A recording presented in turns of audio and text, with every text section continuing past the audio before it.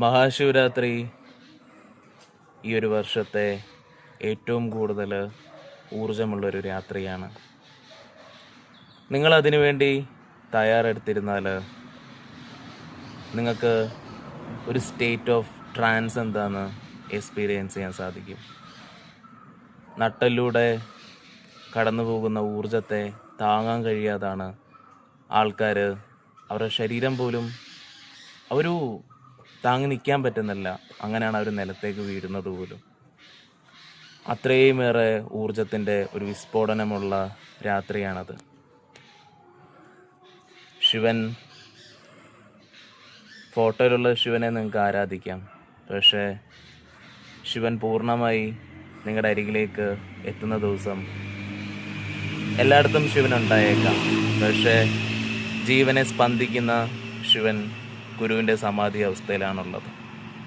അതൊരു തിരിച്ചറിവിൻ്റെയും ആത്മീയ വെളിച്ചത്തിൻ്റെയും രാത്രിയാണ്. ഇതിനാലാണ് ശിവരാത്രിക്ക് പങ്കെടുക്കേണ്ട പ്രാധാന്യത്തെക്കുറിച്ചും പറയുന്നത്. നോക്കൂ, നിങ്ങൾ ഒരു തവണ എന്നിൽ നിന്ന് ദീക്ഷ എടുത്താൽ, നിങ്ങൾ ആധ്യാത്മികത വേണ്ടാന്ന് പറഞ്ഞ് പോയാൽ പോലും നിങ്ങളെ അത് വിടില്ല. എല്ലായിടത്തും ആ സാന്നിധ്യം ഉണ്ടാവും. നിങ്ങൾ ഏത് നിമിഷവും സ്വീകരിക്കാൻ തയ്യാറായിരുന്നാൽ അവിടെ എല്ലാം തന്നെ ഞാനും ഉണ്ടാവും. ഇതാണ് ദീക്ഷയുടെ ശക്തി. വെറുമൊരു രാത്രി മാത്രമല്ല, എപ്പോഴും എൻ്റെ സാന്നിധ്യത്തെയും കൂടി നിങ്ങൾക്ക് സ്വന്തമാക്കാൻ കഴിയുന്ന ഒരു ദിനവും കൂടിയാണ്. അതാണ് ജീവൻ്റെ പരിവർത്തനത്തിലേക്കുള്ള മാർഗവും.